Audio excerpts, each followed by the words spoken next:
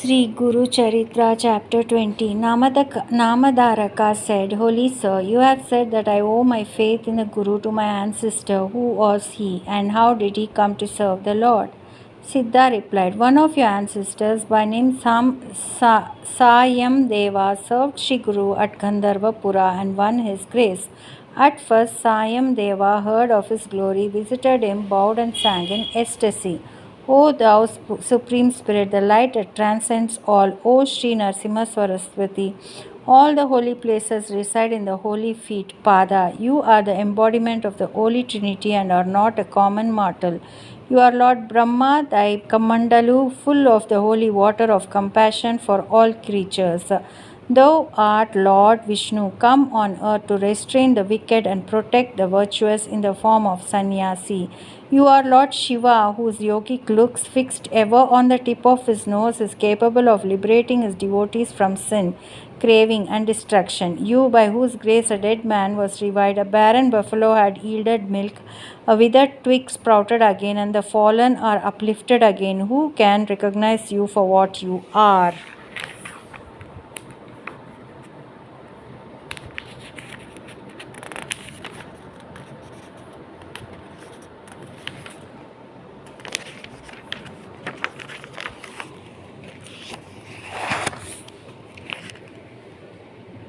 Sri Guru said, my son, I am pleased with your devotion. May all thy descendants be blessed with faith in me.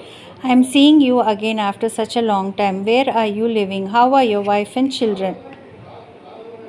Sayam Deva replied, Lord, by your grace all of us are safe. I am living at Kanchipura. I have come to serve your holiness. Sri Guru said, it is hard to serve me, for I move about from one place to another. Now I stay in a village, now I live near the river, and again in the midst of the wild forest. I stay where my whim takes me. Sayam Deva submitted, Lord, I shall serve you wherever you be. Sri Guru consented. Later one day he went to the Sangama along with Sayam Deva. In order to test the latter's devotion, the Lord caused it to rain untimely. It was a heavy downpour with loud thunder and lightning. It was very cold in the open. Even though his teeth were chattering in the biting cold, Sayam Deva covered his Guru with his own garments and served him. After about 5 or 6 hours, the rain abated. Then Sri Guru said to him, the cold air is troubling me much. Go to the nearby village and get some fire. Swayam Deva proceeded in the darkness amidst the drizzle and the biting cold. He had to find his way on only in the occasional flashes of lightning. He proceeded to the math and was returning with fire. When he stood in one place looking around for the spot where the Guru stayed, he found two enormous serpents on either side. In fright, he chanted the name of his Guru and ran about. Then at a distance, he heard the Vedic chant emanated from the Sangama. Inferring his direction therefrom, he ran ahead and soon reached the spot. He found the Guru seated, totally unaffected by the cold and the rain, and was amazed at it. The Guru said to him, don't fear, I have sent the serpent to guard you on the way. Even before his eyes, the two enormous creatures approached the Lord, bowed their hoods to him and vanished. The Guru added, it is hard even for the gods to come by such service of the Guru. Swayam Deva was happy at his words and said, Supreme Lord, expound to me the way of service to the Guru, which is the highest means of salvation. Sri Guru began, Swayam Deva, listen, a true disciple ever follows the Guru like his shadow, never leaving him, and serves him wholeheartedly. He dedicates everything he has, including his body, for the service of the Guru. He looks upon his Guru as the embodiment of the Supreme Lord of creation, delights to take only his prasad as food and the washing of his feet as the all-sanctifying drink. He loves to listen to the divine acts of his mission on earth and makes his life a continuous meditation on him. When the Guru enjoins a piece of work, the disciple stakes all to achieve it, however difficult it might seem. Having once commenced his efforts to that end, the true disciple at all costs sees it through. Even the Lord of Death will be afraid of laying his hold on such a faithful one. There is an ancient dialogue between Goddess Gauri and her consort Ishwar, Lord Shiva, to illustrate the point. Now listen to it. Twasta Brahma, one of the creators in a cosmic cycle, once served a guru. The guru wanted to test its steadfastness and said, "My son, every year rain and water leaks into my hermitage. So raise a beautiful house for me." The guru's wife said, "Fetch me a blouse which is good and natural but is marvelous." The son of the guru said, "Get me a pair of sandals which would be comfortable either in water or ditches, fitting my feet, which can take me wherever I wish to go." The Guru's daughter added, "Get me a pair of earrings, a single pillared palace of ivory with live elephants in it, and cooking vessels which will not gather soot." Twasta proceeded to the forest to procure all these things, and he resolved firmly even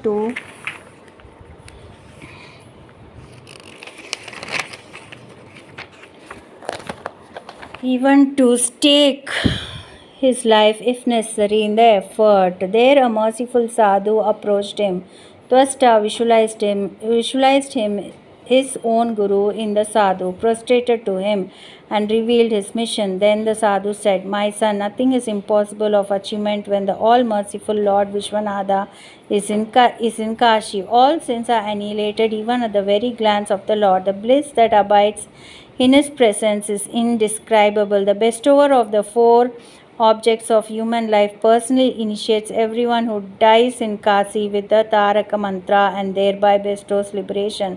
The disciple humbly asked, "Where is Kasi of which you speak so highly? Where is that Lord Vishwanatha? Is he in heaven or on earth? Please enlighten me of these." The sadhu replied, "My son, one attains liberation even at the sight of Lord Vishwanatha. I shall be blessed with his darshan by taking you there." So saying, the sadhu took Vishwashta with him to Kasi in the wink of an eye by virtue of his yogic power. He also showed the various holy places on the way, explaining to him in detail the glory of every one of them. Then he showed him Lord Vishwanatha, took him to the shrines of Bhavanisa, Hari, Vigneshwara, Bhairava, and Subramanya. Finally, he took Twasta to Ganga and made him take the holy dip and perform ritual worship and then give away gifts to the poor. The sadhu told the disciple to install a Shivalinga there to win the grace of Ishvara. The next moment the sadhu vanished. Twasta realized that his own guru had appeared in the form of the sadhu to test his faith and bless him accordingly. As per his instructions, Twasta installed a Shivalinga and worshipped it with faith. Lord Vishwanatha appeared before him and said, "My son, you are made pure by your devotion to the Guru. You are indeed blessed. Now tell me what you wish to have." Twasta bowed to the Lord and submitted, "Lord, grant me all the things which my Guru and the members of his family have asked me to procure for them." The Lord blessed him, saying, "May you attain mastery in all arts, all branches of learnings, and by your skill you shall attain fame in the three worlds too." So saying, the Lord disappeared. Soon Twasta returned to his Guru, gave what he and the members of his family asked of him. The Guru was pleased with his resourcefulness and blessed him, saying that he would be elevated to the divine rank of the Creator Brahma, that he would be able to command the 9 types of treasures, and that he should ever be untouched by care and suffering. Accordingly, Twasta attained fame in the whole world. This story was recounted by Lord Shiva to Goddess Gauri. No one should serve the Guru and follow his instructions, so one should serve the Guru and follow his instructions diligently. Swayamdeva sang in wonder, "I have indeed seen all that you have described with my own eyes. Where am I? Where is Kashi? And where are you? I could see what I have never seen before. You are not a common mortal, not even of the gods, by the Supreme Spirit. You who are the Parabrahman, transcending all actions, have by your own will to become the many created Brahma, the creator, and through him you have projected the whole universe. Though you are above all modes, gunas of existence, you have descended on earth through the modes of existence, which are your own, and as part of your cosmic play, you destroy the wicked. O Lord Narasimha Saraswati, I bow to you. Your descent on earth is for the establishment of righteousness and is a pleasure to the gods. Your descent, like the sunrise, dissolves the immense darkness of ignorance. You are the protector of the law, O thou bliss of all ignorance. You are the protector of the law, O thou bliss of all. You have assumed this form of sannyasi, which is free from all impurity and dedicated to truth, blessed and sanctifying. You bestow salvation on creatures who are lost in the sea of phenomenal existence. You have bestowed the power of speech on the dumb, sight on the blind, progeny on the barren women, life on a dead man, and the blessed life of a housewife on a widow. Your divine power has achieved the impossible. O thou, the abode of the liberated soul, thou art the bestower of liberation and of all the wishes of thy devotees. You are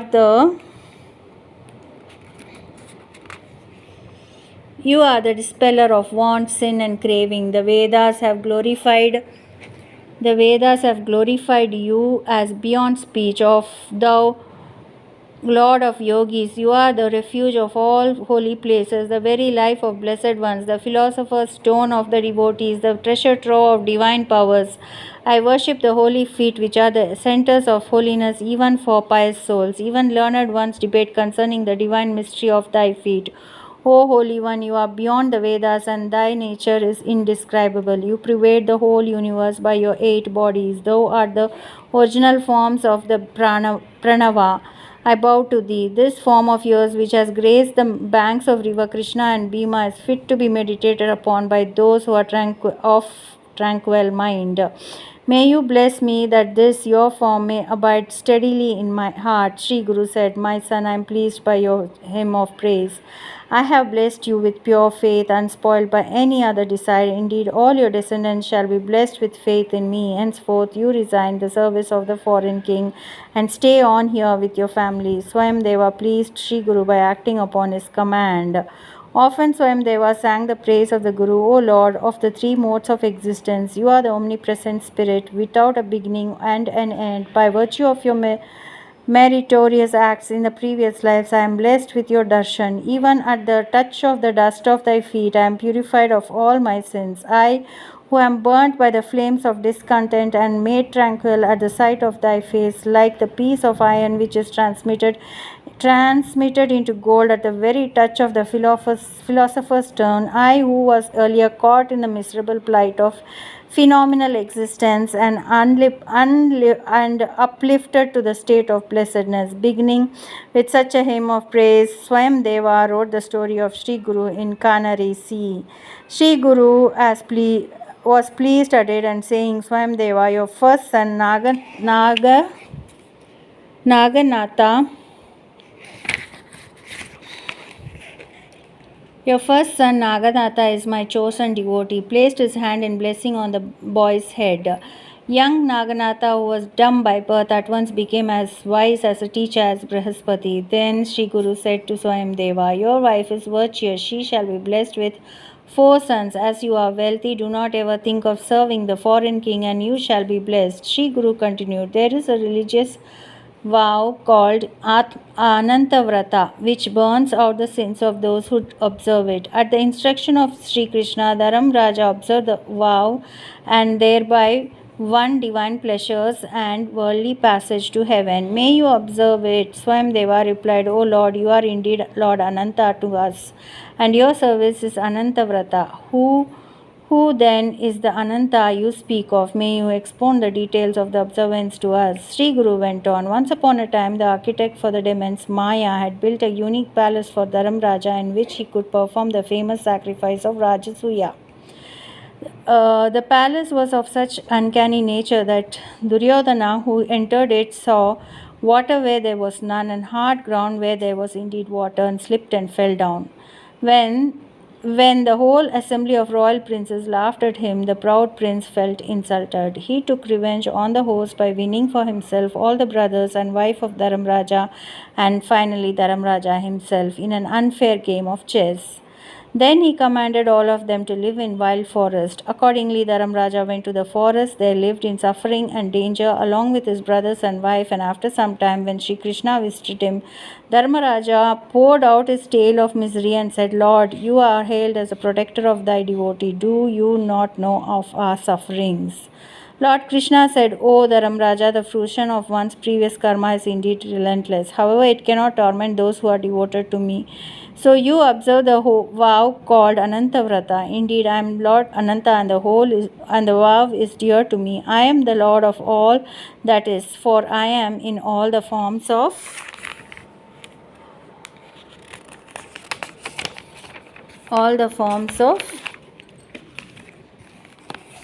existence.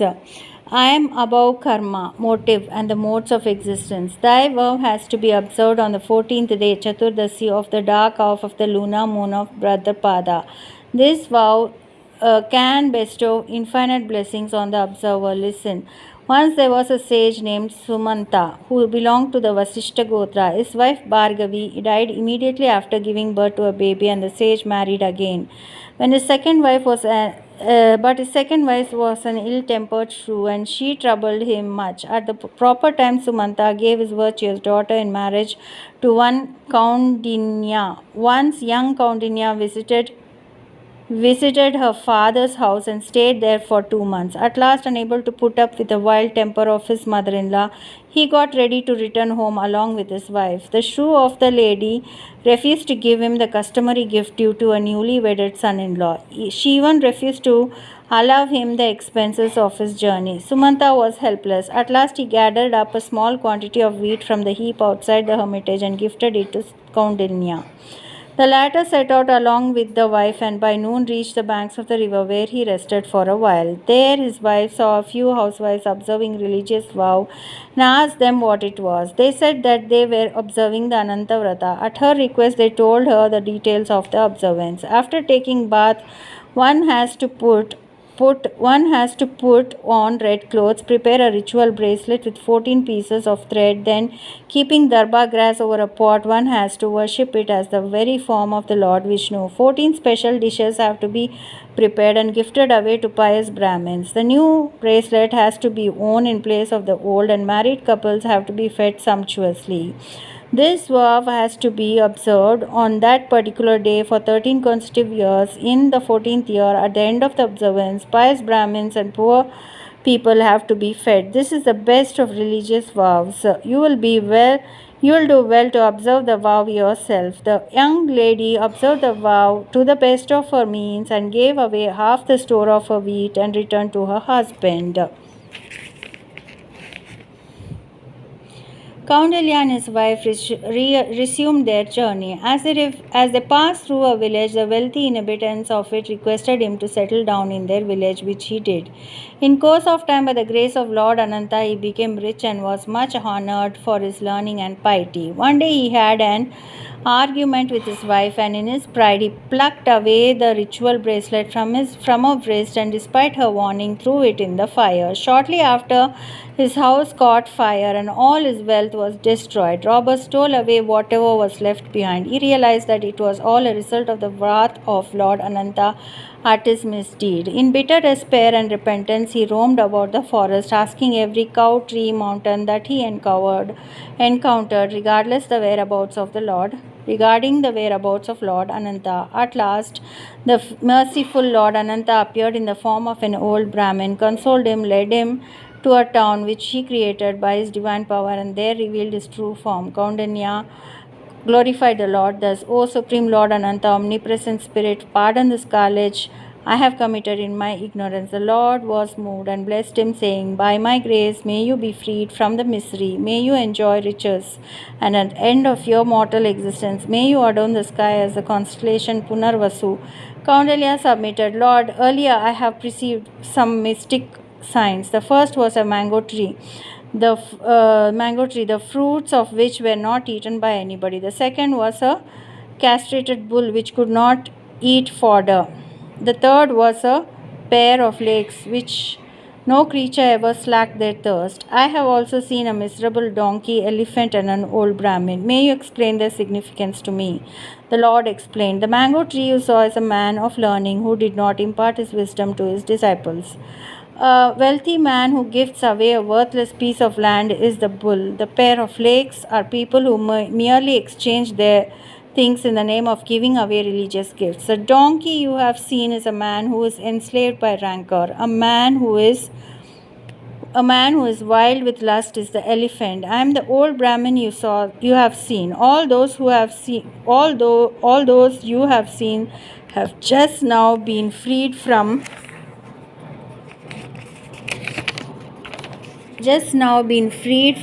their previous karma. The sage Kaundalya glorified Lord Ananta and secured all the wishes of his heart. Therefore, O Dharam Raja, you too observe the Ananta Vrata. You will be benefited, said Sri Krishna.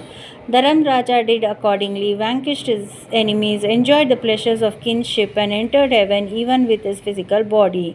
Swayam Deva observed the Ananta Vrata and spent the rest of his life in the service of the Guru and last attained liberation. Indeed, by the grace of Lord Narsimha Saraswati, all his descendants attained liberation. O Namadaraka, you are born in such a family. Therefore, you shall surely cross this ocean of misery and reach the Lord of immortality, said Siddhartha. Digambara, Digambara, Sripada Vallabha Digambara, Digambara, Digambara, Avaduta Chintana Digambara, Guru Brahma, Guru Vishnu, Guru Devo, Maheshwara, Guru Sachat Parabrahma, Tasmai Sri Gurave Namaha.